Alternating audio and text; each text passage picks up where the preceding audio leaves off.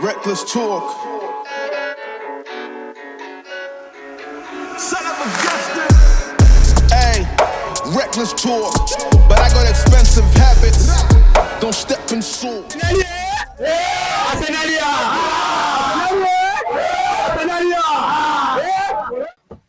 What's going on, people? Evening, afternoon, morning, wherever you are. Don from Kenya Gunners TV, and I'm joined with Kwame as usual. You all know about it. We're basically here to do the match preview. That is Arsenal versus Brentford.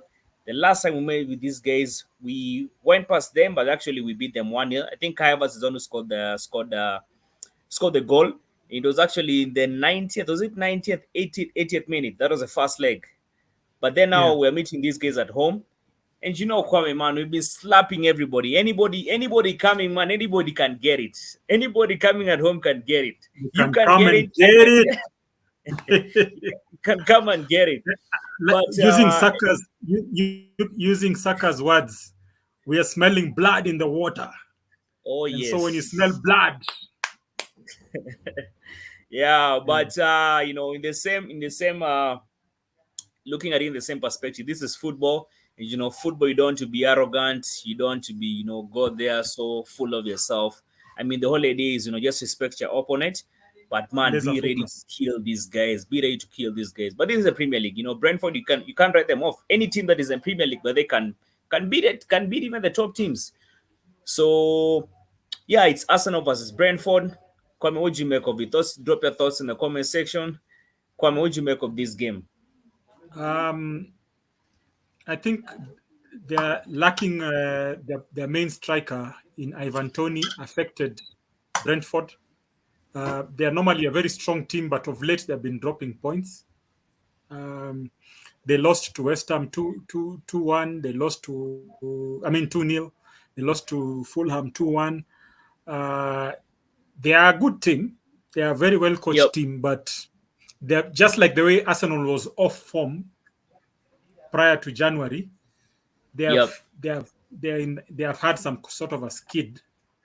So I'm not too worried about them. If anything, I don't know how Arteta will balance, but he was to use Brentford and the Sheffield game to give minutes to players who've not gotten a chance to play, because our first 11 is perfect, but our substitutes are so average. You see, so when they come in, there's a drop in performance. We scored 5-0 first half. Second half, the substitutes did nothing.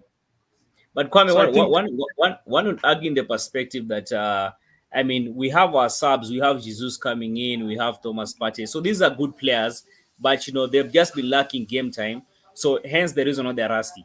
But given time, and that's the reason why I was saying managing the match fitness. And I was not just thinking about Jesus alone and Partey. Yeah, I was thinking Tomiyasu, Zinchenko, how to balance it. Why? Because we have Champions Leagues coming. Right. We have Man City game coming soon, right? So then we'll see the outcome of between Liverpool and Man City. So this one is like chess. How you manage every player. See, like when you've scored 5-0, there was no need to keep Martinelli there, or the coach should have told him, "Can you slow down a bit?" Because he's a kid.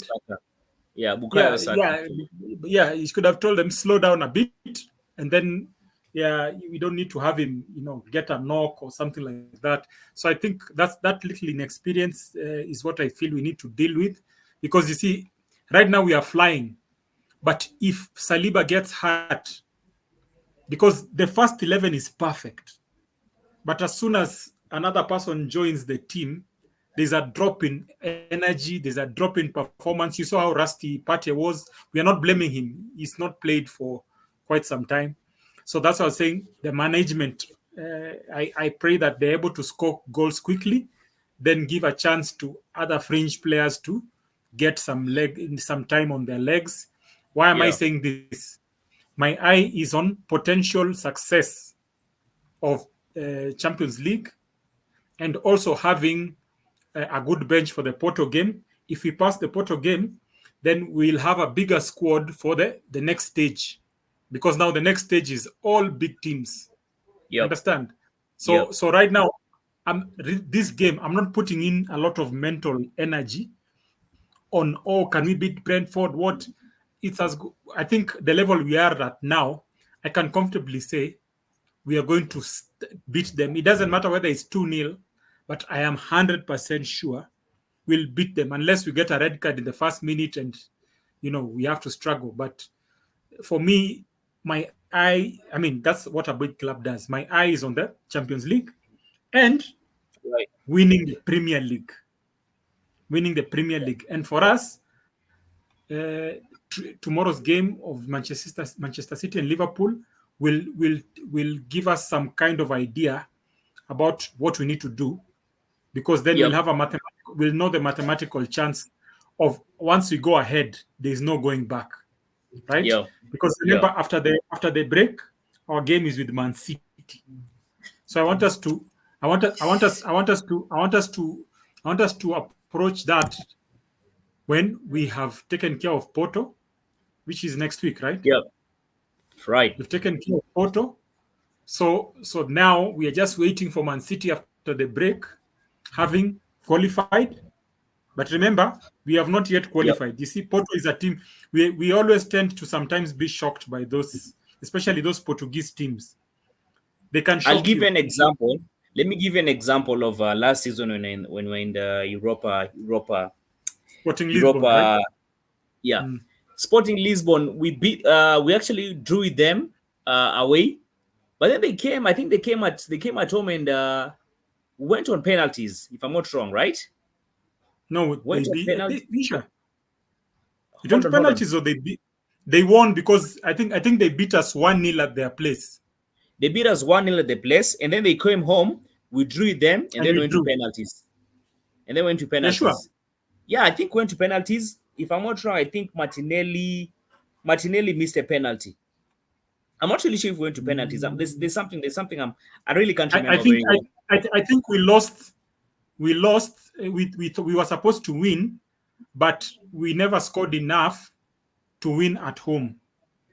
So I think we lost based on the goal on whatever the points, right? Yeah.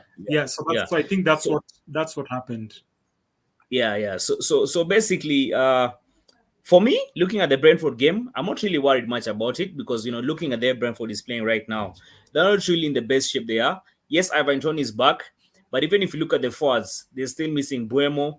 Yes, you have this DRC Congo guy, or is it Wissa? Wissa is also back. One of the most little players by there that Brentford has. If our Brentford, Ivan Toney, Wissa, is it Wissa? I'm not really sure of his name. And Buemo. Those are some of the most dangerous players by the way ever seen at Brentford. But Buemo is currently missing. So I think with Buemo missing, somewhere it has also messed up the attack. Because I watched the preview or the preview of the game when they played versus Chelsea. These guys they went ahead. I think was it 2-0 in the first half. Then all of a sudden Chelsea just came back and then they eventually drew with them. So Brentford, they're a place they're struggling right now. But like I said, this is the Premier League. You can't write off any team in the Premier League.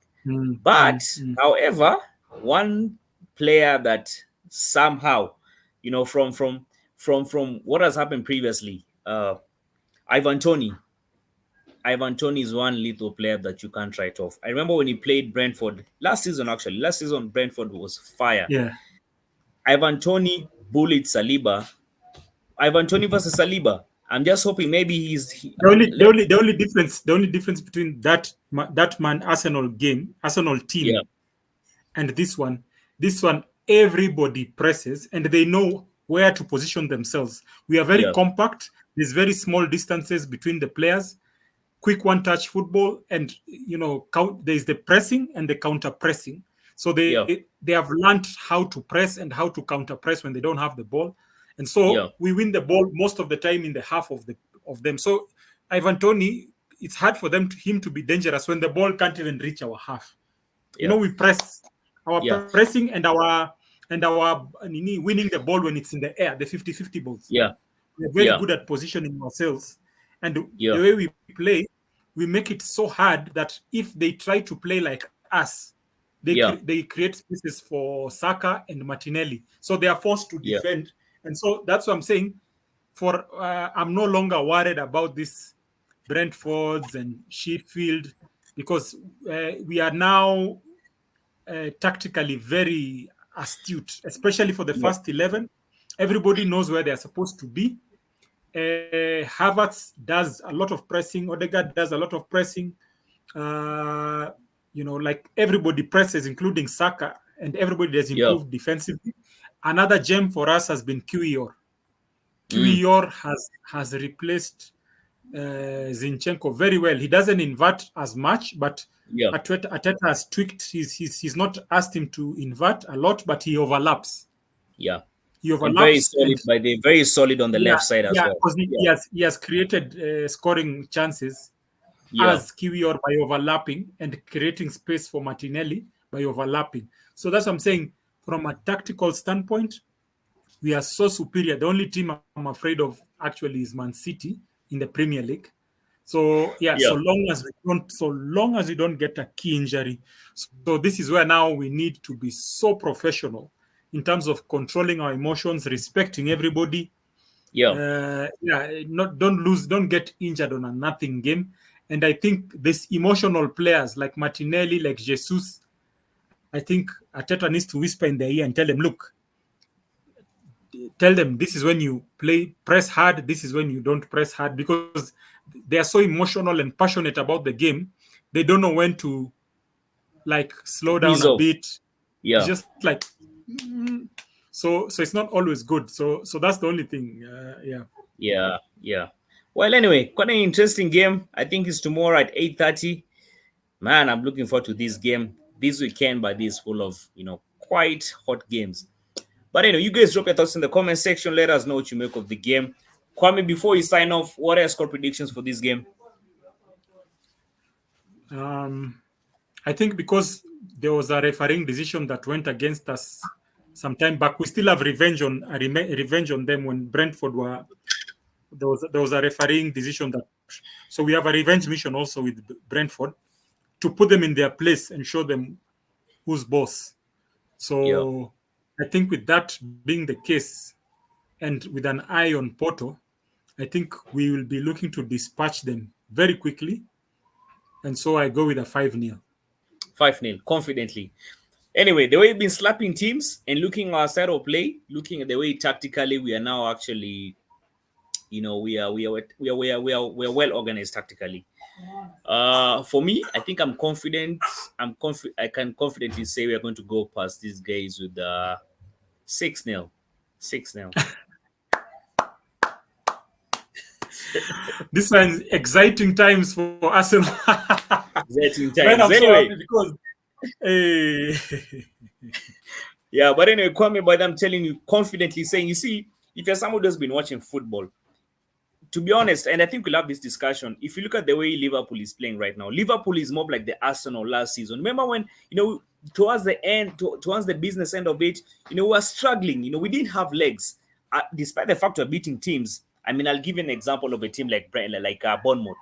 When you had to now struggle and start coming back, that's more like Liverpool right now. To be honest, if you're somebody who's keen on watching football, you've been watching football, the way Salah is back. Are you aware? Salah is back. Salah is almost back. Yes, but I'm saying the way Arsenal is playing football right now, honestly speaking, if you continue the same trajectory, we stand a very high chance of winning the Premier League, even the Champions League, just by the way we are playing right now. Yeah. Drop your thoughts in the comment section. Let us know what you make of these sentiments you're making here. We'll be seeing you on the next one. Come on, you Gunners. All right.